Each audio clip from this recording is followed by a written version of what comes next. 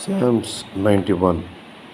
మహోన్నతుని చాటున నివసించువాడే సర్వశక్తి నీడను విశ్రమించువాడు. ఆయనే నాకు ఆశ్రయము, నా కోట, నేను నమ్ముకున్న నా దేవుడని నేను యెహోవాను గూర్చి చెప్పుచున్నాను. వేటగాని ఊరిలో నుండి ఆయన నిన్ను విడిపించును. నాశనకరమైన తెగులు రాకుండా నిన్ను రక్షించును. ఆయన తన రెక్కలతో నిన్ను కప్పును. ఆయన రెక్కల క్రింద నీకు ఆశ్రయము కలుగును. ఆయన సత్యము కేడమును దారుణయ్యున్నది. రాత్రివేళ కలుగు భయమునకైనను, పగటివేళ ఎగురు బాణమునకైనను, చీకటిలో సంచరించే తెగులునకైనను, మధ్యాహ్నమందు పాడు చేయు రోగమునకైనను నీవు భయపడకుందువు. నీ ప్రక్కన 10,000 మంది, నీ ప్రక్కన 1,000 మంది పడినను, నీ కుడి ప్రక్కన 10,000 మంది కూలినను అపాయం నీ ఎద్దుకు రాదు. నీవు కన్నులారా చూచుచుండగా భక్తిహీనులకు ప్రతిఫలం కలుగును.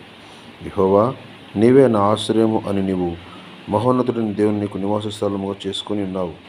నీకు అపాయమేమీ రాదు, ఏ తెగులు నీ గుడారము సమీపించదు. నీ మార్గములన్నింటిలో నిన్ను కాపాడుటకు ఆయన నిన్ను గూర్చి తన దూతలకు ఆజ్ఞాపించును. నీ పాదములకు రాయి తగలకుండా వారు నిన్ను తమ చేతుల మీద ఎత్తి పట్టుకుందురు. నీవు సింహములను, నాగపాములను దొరికెదవు, కొదమ సింహములను, భుజంగములు అనగదొరికెదవు. అతడు నన్ను ప్రేమించున్నాడు గనుక నేతను తప్పించేదను. అతడు నా నామం ఎరిగినవాడు గనుక నేతను ఘనపరచెదను. అతడు నాకు మొరపెట్టుగా నేతను ఉత్తరమిచ్చెదను. శ్రమలో నేతను తోడే ఉండెదను. అతను విడిపించి అతను గొప్ప చేసేదను. దీర్ఘాయు చేత అతనిని తృప్తిపరచెదను. నా రక్షణ అతనికి చూపించెదను. ఆమేన్.